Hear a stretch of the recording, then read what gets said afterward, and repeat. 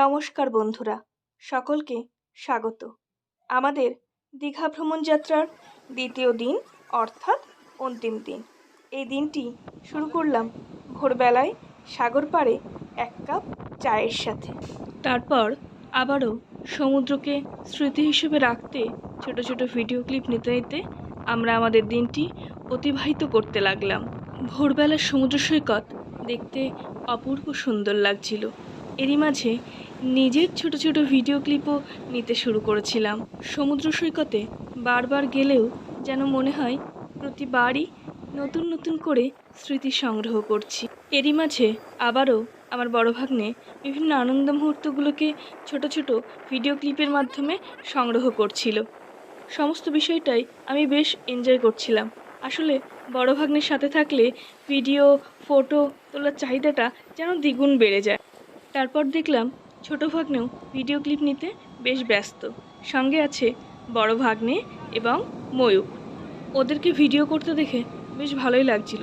যদিও এগুলো করতে করতে আমরা গ্রুপের বাকিদের থেকে বেশ কিছুটা পিছিয়েই পড়েছিলাম।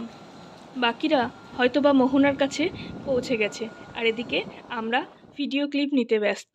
এরই মাঝে শুরু করেছিলাম বালিতে লেখালেখি। শখ করে লিখেই ফেললাম নিজের নাম এবং আমার এই ইউটিউব চ্যানেলটির নাম, এবং তার ফটো ক্যাপচার করতেও কিন্তু ভুলিনি। তারপর হঠাৎই খেয়াল করলাম বড় ভাগ্নে আমার ভিডিও ক্লিপ নিচ্ছে, তাই আমিও একটু হাই করে দিলাম। তারপর চলতে চলতে মনে হলো এবার আমাদের বেশ কয়েকটা ফটো তোলা দরকার, আর অমনি যেমন বলা তেমন কাজ। বড় ভাগ্নিকে ফটো তোলার কথা বলতেই সে তার ক্রিয়েটিভিটি দেখাতে শুরু করে দিল। এমন কয়টাই ছবি তুলে দিল যেন দেখে মনে হচ্ছে পাসপোর্ট সাইজের ছবি। ছবি তোলার কথা শুনলেই পোজ দিতে চাই মন। তারপর আমি আর আমার দুই ভাগ্নে মিলেও একটু ছবি তুলে নিলাম। স্নান করতে বসেও কিন্তু ছবি তুলতে ভুলিনি। তারপর রেডি হয়ে খাওয়া দাওয়া করে সবাই মিলে বেরিয়ে পড়লাম বিভিন্ন সাইট সিনগুলি ঘুরে দেখতে। প্রথমে উদয়পুর বিচ এবং তারপর তালসারি। ঘুরতে গিয়ে সবার সাথে ছবি তুলতে সব থেকে ব্যস্ত আমি। সবশেষে গেলাম ঢেউসাগর। ঢেউসাগর পার্কের টিকিটটা দেখে আমার মনে হয়েছিল সসের পাতা। বেশ হাস্যকর না? আমার কথা শুনে সবাই বলল তাহলে সসের পাতা নিয়ে একটা ছবি হয়েই যাক। তারপর আবার ভিডিও ক্লিপ নিতে শুরু করলাম, আর দেখলাম বড় ভাগ্নে ভিডিও করছে। আসলে বড় ভাগ্নেকে ভিডিওতে তো খুব একটা পাওয়া যায় না, তাই ওকে ভিডিওর মধ্যে সব থেকে আগে রাখলাম। এছাড়া আছে দিদি, জামাইবাবু, ময়ূক। পার্কটা দেখতে বেশ সুন্দর। অনেকটা সময় এখানে বসেই কাটিয়ে ফেলা যায়। যদিও সন্ধ্যাবেলায় লাইটিংটা শুরু হলে হয়তো পার্কটাকে দেখতে আরও বেশি সুন্দর লাগবে। এরপর আমি আর জামাইবাবু একটু মজাদার ফটোশ্যুট করে নিলাম। তারপর হঠাৎই দেখলাম বড় ভাগ্নে দিদিকে সেলফি তোলার ট্রেনিং দিচ্ছে। এই দৃশ্যটার ভিডিও ক্লিপ নিতে নিতে আমি সামনের দিকে এগিয়ে গেলাম। চারিদিক দেখতে লাগলাম আর ভিডিও ক্লিপ নিতে লাগলাম। দেখতে দেখতে হঠাৎই দেখলাম দুটো নতুন জিনিস তৈরি হচ্ছে, তাই তাদের ভিডিও ক্লিপও নিয়ে নিলাম। আবার আমি আর বড় ভাগ্নে একটু ছবি তুলে নিলাম।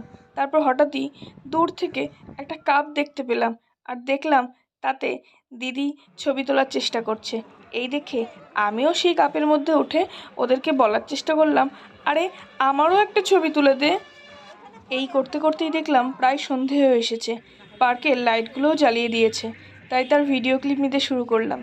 লাইট জ্বালানোর পর ঢেউসাগর লেখাটাকে দেখতে যেন আরও বেশি সুন্দর লাগছে, তাই সেখানে দাঁড়িয়ে একটা ছবি তুলতেও মিস করলাম না।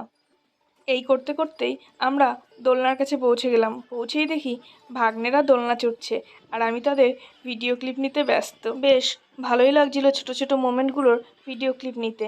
এই করতে করতেই আমাদের ফেরার সময় এসে গেল, আর ফেরার পথেই দেখতে পেলাম এই আইসক্রিমের খেলাটি। একটি বাচ্চা মেয়ে সেইখানে আইসক্রিম নিচ্ছিল। দেখতে বেশ ভালোই লাগছিল, যদিও পুরো শেষ অবধি ভিডিও করার মতো সময় আমার হাতে ছিল না। এটাকে ঠিক কী বলে আমার মনে পড়ছে না।